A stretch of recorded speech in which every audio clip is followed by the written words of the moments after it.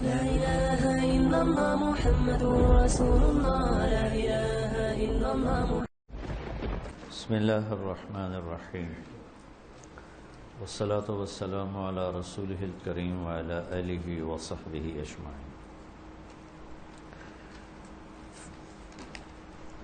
انسانوں کے پاس جو علم ہے، جو وہ 5 سینسر سے، جس کو حواس خمسہ کہتے ہیں، اس سے جو علم انسان حاصل کرتا ہے،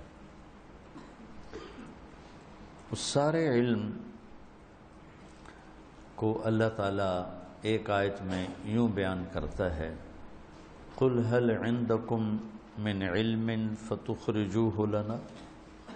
کیا دعویٰ، کیا چیلنج میں کتنی طاقت سے بولا جا رہا ہے۔ قرآن کلام ہے، کتاب تو بعد میں بنا ہے، جب لکھا گیا تو کتاب بن گیا۔ اصل تو یہ اللہ کی ذات سے نکلا ہوا کلام ہے۔ تورات اللہ کی زبان سے نکلا ہوا کلام نہیں ہے، زبور اللہ کی زبان سے نکلا ہوا کلام نہیں ہے، انجیل اللہ کی زبان سے نکلا ہوا کلام نہیں، لکھوایا ہوا ہے، لکھوایا گیا، اتار دیا گیا۔ یہ اللہ کی زبان سے نکلا ہوا کلام۔ قُلْ هَلْ عِنْدَكُمْ مِنْ عِلْمٍ، آواز میں گرج ہے، فَتُخْرِجُوهُ لَنَا۔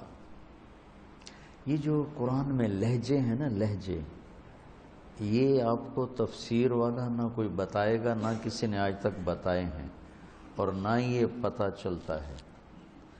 یہ بدوؤں کی صحبت سے پتہ چلتا۔ میرے جو کئی سال عربوں کے ساتھ تشکیلیں اور عربوں کے ساتھ رائے میں مستقل سمجھو 80-81 میرا سال لگا، اور 82 میں رائے چلا گیا، اور 82 سے لے کر 99 تک، یعنی 7 سال ان کے ساتھ دن رات۔ تو اس سے مجھے پتہ چلا کہ لہجہ ایک پوری لغت ہے، لہجہ ایک پوری لغت ہے، کہ خالی لہجے سے آپ الفاظ کا مطلب تبدیل کر دیتے۔ کیا بات ہے، کیا بات ہے، کیا بات ہے، لہجہ ہی بدلا ہے نا۔ تو صرف لہجے بدلنے سے ایک ہی لفظ کے 3 مطلب بن گئے۔ تو قرآن ایک زندہ ہستی کا کلام ہے، تو کہیں طاقت ہے، کہیں لطافت ہے، کہیں جوش ہے، کہیں نرمی ہے، کہیں شدت ہے، کہیں آواز بلند ہے، کہیں معتدل ہے، جیسے بولنے والا بولتا ہے۔ تو یہاں ایک گرج ہے آواز، عما یتسالون میں ایک تکبر کا انداز ہے۔ الذین یاکلون الربا، یہ سود کھانے والے، کہ میری شکل دیکھ رہے ہو، چہرے پر بیزاری، یہاں یہ بیزاری ہے، یہ سود کھانے والے۔ یہ اگر ٹھیک ہیں تو اللہ کی طرف سے ہیں، چونکہ نہ کہیں سنے، نہ پڑھے، نہ دیکھے۔ ایسے میں نے محسوس کیے، جیسے وہ میں کہتا ہوں ہذہ سبیلی، سنا ہو نا میرا یہ بیان۔ تو اللہ یہاں ایک چیلنج کے انداز میں کہہ رہا، کیا ہے تمہارے پاس، هل عندکم من علم فتخرجوه لنا، کیا ہے تمہارے پاس علم، دکھاؤ ذرا۔ لوگوں نے دکھایا، اللہ تعالیٰ نے کہا ان تتبعون الا الظن وان انتم الا تخرصون، سب بکواس ہے۔ ساری آیت کا ترجمہ سب فضول ہے، سب اندازے ہیں، بے بنیاد ہیں، اور اپنے انسان اور اللہ کے علم میں تقابل کیا کرنا، یہ تو ویسے ہی نادانی والی بات ہے۔ جیسے تبلیغ والے سیدھے سادھے بھائی کہتے ہیں زمین چھوٹی ہے اللہ بڑے ہیں، آسمان چھوٹے ہیں اللہ بڑے ہیں۔ میں نے کہا اللہ بھی ہنستا ہوگا تبلیغ والوں کی باتیں سن کر، لیکن اللہ کو پسند ضرور آتی ہوگی۔ جو اللہ کی بڑائی لوگوں نے بولنا ہی چھوڑ دی ہے، صرف تبلیغ والے ہیں جو اللہ کی بڑائی بول رہے ہیں، جیسے کیسے بھی ہیں بول رہے ہیں اللہ کے فضل سے۔ تو انسان اور اللہ کے علم کا کیا تقابل؟ تو چونکہ انسان اپنے علم سے دھوکہ کھاتا ہے، اپنے آپ کو کچھ سمجھنے لگ جاتا ہے. کلا ان الانسان لیطغی ان رآہ استغنی. مال آ جائے، علم آ جائے، ساتھ ہی غفلت آ جاتی. تو میرے مالک نے پوسٹ مارٹم کیا. تمہارے پاس جو کچھ بھی ہے سب اندازے ہیں، ظنی ہیں. جب چاہے تمہارے علم کو اللہ تعالیٰ رد کر دے. کب سے دنیا بنی اور آگ جلانے والی ہے تو اپنے خلیل پر سارا علم ہمارا بدل دیا. یا نار کونی بردن و سلاما. آگ آگ تھی، گرمی گرمی تھی، تپش تپش تھی، لکڑی جل رہی تھی اور ابراہیم آرام سے بیٹھے ہوئے تھے. تو ہم سارے علم کو توڑ دیا. ساری دنیا کی زولوجی کا علم کہتا ہے مرد عورت ملتے ہیں تو بچہ پیدا ہوتا ہے، اور ایک پل میں اللہ تعالیٰ نے فتمثل لہا بشرا سویا. جبریل انسانی شکل میں آئے. مریم انی اعوذ بالرحمن منک ان کنت تقیا. اللہ کی پناہ چاہتی ہوں، اللہ سے ڈرنے والا ہے تو کدھر آیا ہے؟ انما انا رسول ربک. میں انسان نہیں، فرشتہ ہوں. میرے پاس کیا لینے آئے ہو؟ لأہب لک غلاما زکیا. تجھے اللہ بیٹا دینے والا ہے، میں اس کے لیے آیا ہوں. انا یکون لی غلام. پاگل ہو، مجھے بیٹا ہوگا؟ لم یمسسنی بشر. میری تو شادی نہیں. ولم اک بغیہ. اور میں غلط کردار عورت نہیں، بد کردار عورت نہیں. اور بیٹا پیدا ہونے کے دو راستے ہیں، حلال اور حرام. حلال میرا ہے نہیں، حرام میں کر نہیں سکتی، تو کیسے ہوگا؟ قال کذالک. کہا ایسے ہی ہو جائے گا. قال ربک هو علی ہین. گلی کوئی نہیں، مسئلہ ہی کوئی نہیں. وَلِنَجْعَلَهُ آیَةً لِلنَّاسِ. وہ ایک نشانی بنے گا. وَرَحْمَةً مِنَّا وَكَانَ أَمْرًا مَقْضِيًّا. اور تیرے رب کی رحمت ہوگا. تیرے پیدا ہونے سے پہلے تیرا رب فیصلہ کر چکا تھا. تیرے پیٹ سے بن شادی کے بچہ دیکھ. تو اب وہ آگے بڑھے، وہ پیچھے ہٹی. پیچھے ہٹتے ہٹتے دیوار، اس سے آگے تو اب کو راستہ کوئی نہیں. تو جبریل آگے بڑھے اور ہاتھ نہیں چھوا. یہاں سے پکڑو، یہاں سے، اور دور سے پھونک ماری. پھونک اور بچہ کیا تعلق؟ پھونک سے حمل نہیں ہوا. حمل ٹھہرا، پھر 9 مہینے چلا، پھر پیدا ہوا. بنو اسرائیل کی یہ روایات ہیں کہ حمل پہلے نطفہ بنا، پھر سارے پروسیس کے بعد جا کے پیدا ہو.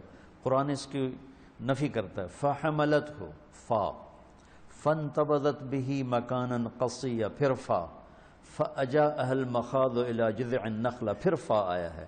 فا فا فا بتا رہا ہے کہ یہ ایسے ہو رہا تھا، ایسے ایسے. 9 مہینے اپنے حمل کو چھپاتی کیسے؟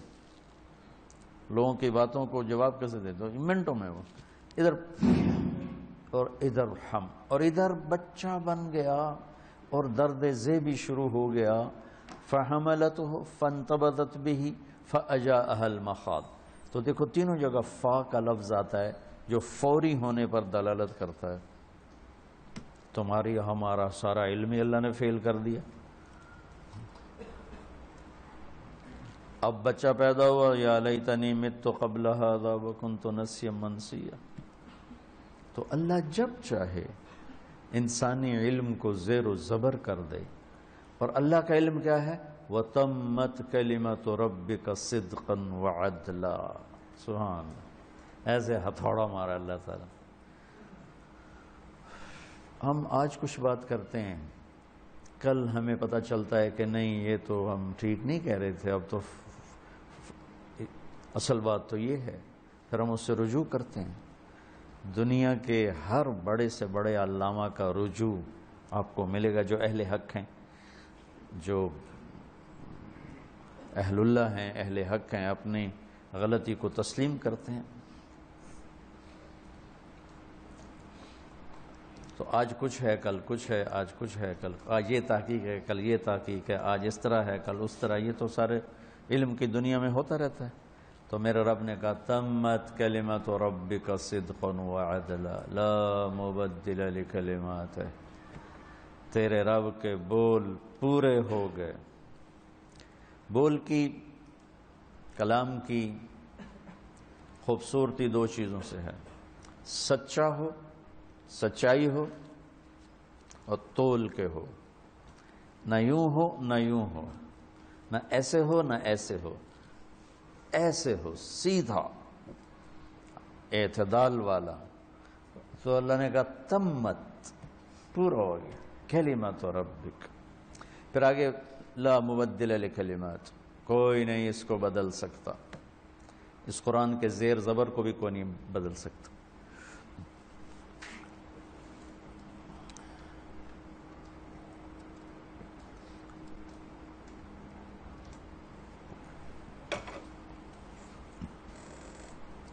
تو ہم اس قرآن کو تھوڑا تھوڑا روز، سارا تو نہیں بیان ہو سکتا، نہ ہی میں کوئی اتنا بڑا علامہ ہوں، جو تلاوت کے دوران چیزیں سامنے آتی ہیں وہ آپ بچوں کے سامنے بھی اور آپ کے ذریعے سے اور اس کیمرے کے ذریعے سے اپنے سارے بہن بھائیوں کے سامنے لانے کی کوشش کر رہا ہوں کہ صرف قرآن ہی ایسی چیز ہے جہاں سے جو روشنی ملتی ہے وہ کامل، مکمل، اکمل ہوتی ہے، اور اس کا جو نور ہے وہ میرے رب کا نور ہے، چونکہ یہ میرے رب کا کلام ہے۔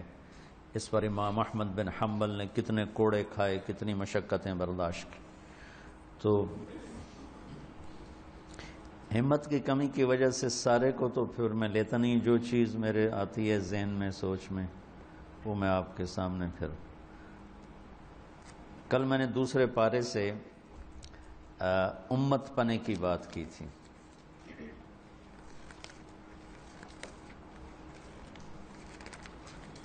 وَكَذَلِكَ جَعَلْنَاكُمْ أُمَّةً وَسَطًا۔ آگے ایک تھوڑی سی بات ہے، اللہ کے نبی کی تمنا تھی کہ قبلہ بیت اللہ ہو جائے اور بیت المقدس نہ رہے، اور 14 کے 18 مہینے ادھر ہی نمازیں تھیں، تو اب بار بار اوپر دیکھتے تھے۔ تو اب اللہ نے یہ کہنا تھا کہ ہم نے آپ کا قبلہ پھیر دیا، اتنا ہی کہنا تھا، آپ ادھر منہ فرما لیں۔ قد نرى تقلب وجهك في السماء فول وجهك شطر المسجد الحرام۔ ہم آپ دیکھ رہے ہیں کہ بار بار آپ کی نظریں اوپر اٹھتی ہیں، تو آپ اپنا چہرہ بیت اللہ کی طرف پھیر دیں، تو مطلب پورا ہو گیا نا؟ بولو، کوئی اس میں کمی تو نہیں؟ اب اس میں ایک جملے کا اضافہ ہے جو میں نے نہیں پڑھا، قد نرى تقلب وجهك في السماء فول وجهك شطر المسجد الحرام۔ اگر میں یوں پڑھوں تو کوئی کمی بھی نظر نہیں آتی کہ شاید یہاں کوئی جملہ رہ گیا ہے، ایسا بھی نہیں، مضمون بالکل مکمل ہو رہا ہے۔ ہم آپ کو دیکھتے ہیں، بار بار اوپر نظر اٹھتی ہے، تو آپ اپنا چہرہ ادھر کر لیجیے۔ اس میں ایک جملے کا اضافہ ہے شان رسالت کو بیان کرنے کے لیے، وہ ہے فَلَنُوَلِّيَنَّكَ قِبْلَةً تَرْضَاهَا۔ ہم ضرور آپ کا رخ ادھر پھیریں گے جس پر کہ آپ راضی ہیں اور خوش ہو جائیں۔ بچوں، جس کا خالق اسے خوش کرنے کی کوشش کر رہا ہو، تو ہم امت اسے ناراض کریں تو کتنا بڑا ظلم ہوگا۔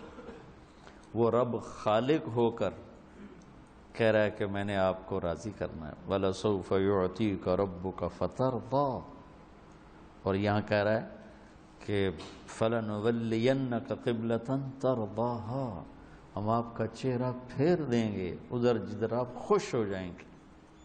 تو امت کو تو زیادہ ضروری تھا کہ وہ اپنے محبوب کو راضی کرتے، پر ہم نے سارے انداز ہی آپ کے خلاف اپنا لیا۔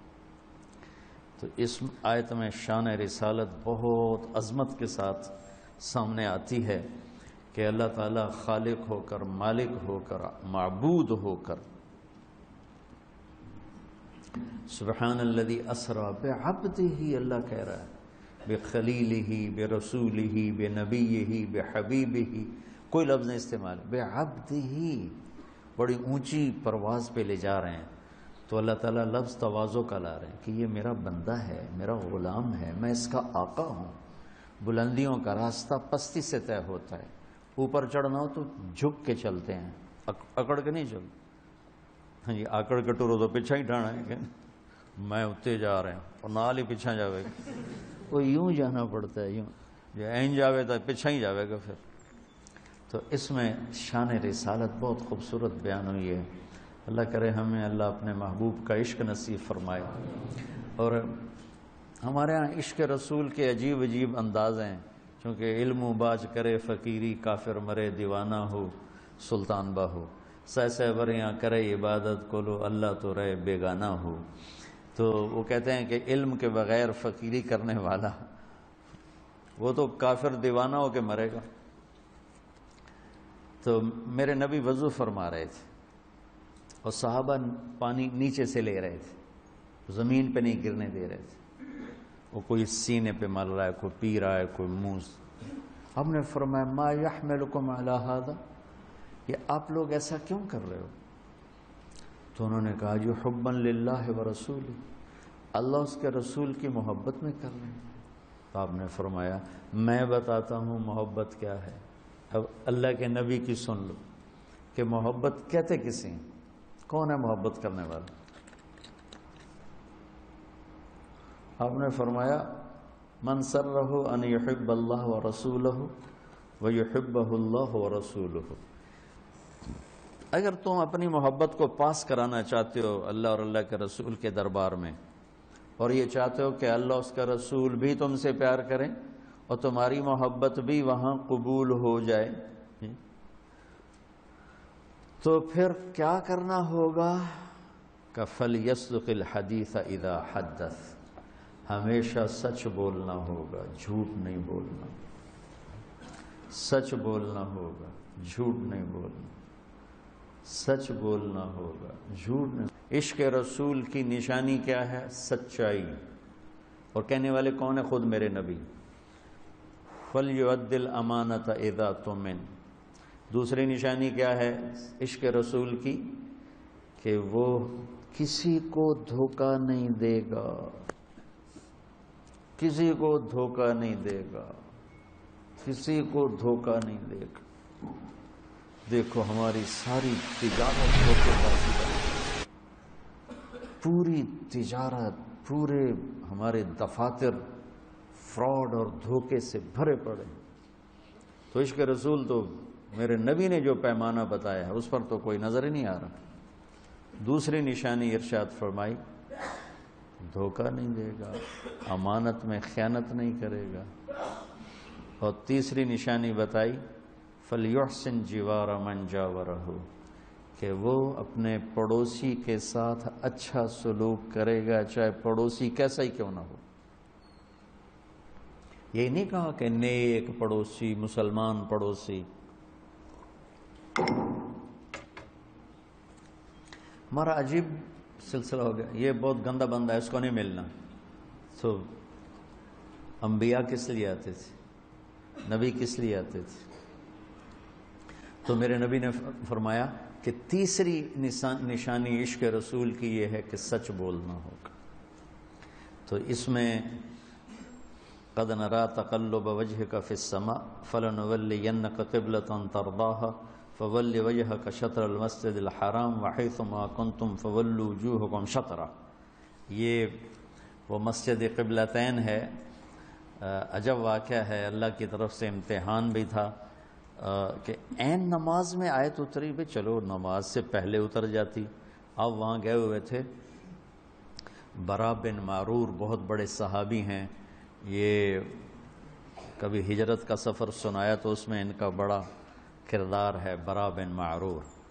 تو ان کی والدہ بیمار تھیں، ان کو پوچھنے کے لیے آپ تشریف لے گئے، تو انہوں نے کہا یا رسول اللہ آپ کو کھانا کھلائے بغیر نہیں جانے دیں گے۔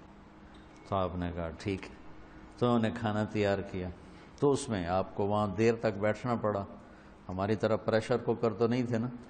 تو نماز کا وقت ہو گیا، عصر کی نماز تھی، غالباً کھانے سے فارغ ہو کر عصر کی نماز اول وقت والی۔ تو دوسری رکعت اتحیات میں آپ تھے تو یہ آیت اتری، جب آپ تیسری رکعت کے لیے کھڑے ہو رہے تھے اس وقت یہ آیت اتری۔ اللہ اس کے رسول دونوں کیا چاہتے ہیں یہ وہ اللہ جانے، اللہ کا رسول جانے۔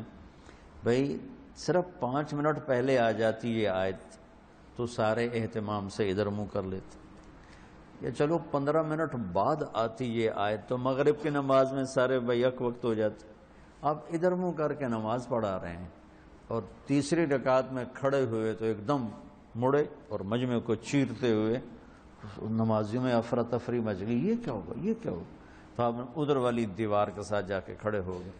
اور صحابہ کے بھی ایمان کا امتحان تھا کہ کتنا نبی کی بات پہ لبے، سب نے یوں منہ موڑا ایک دم، کسی نے نماز نہیں توڑی، یہ کیا ہوا یہ کیا ہوا، ورنہ ایسے موقع پر آدمی نماز توڑ دے، کیا ہوا، ایک دم سب ایسے ہوئے، اور آپ کے پیچھے باقی 2 رکعت نماز ادا کی۔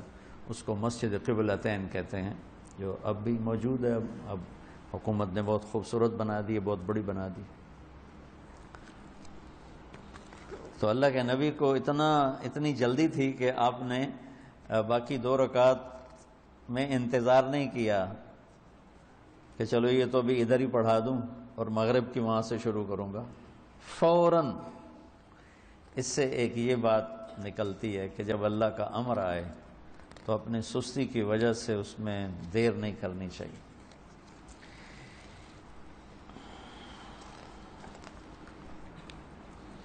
اس کے بعد روزے کی آیات ہیں، یا ایھا الذین آمنوا کتب علیکم الصیام کما کتب علی الذین من قبلکم لعلکم تتقون ایاما معدودات۔ تو روزے کو فرض کیا گیا ہے۔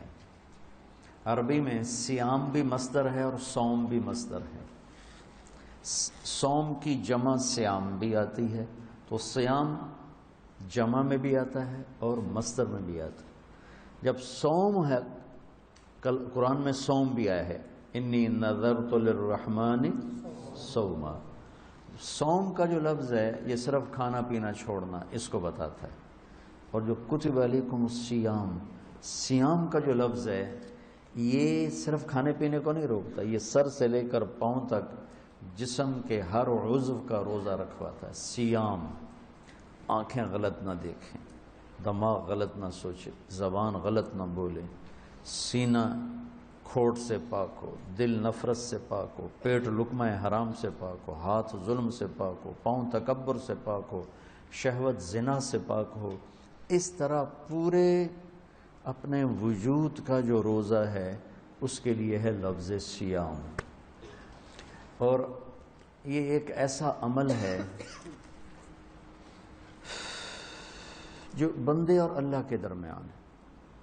اب صبح کا ٹائم ہے، ہم سارے بیٹھے ہوں، کس کو پتہ ہے روزہ ہے یا نہیں؟ اندر کمرے میں ہے، ٹھنڈا پانی ہے، فریج ہے، کھول کے پی لے، کوئی دیکھے گا؟ نہیں پی رہا۔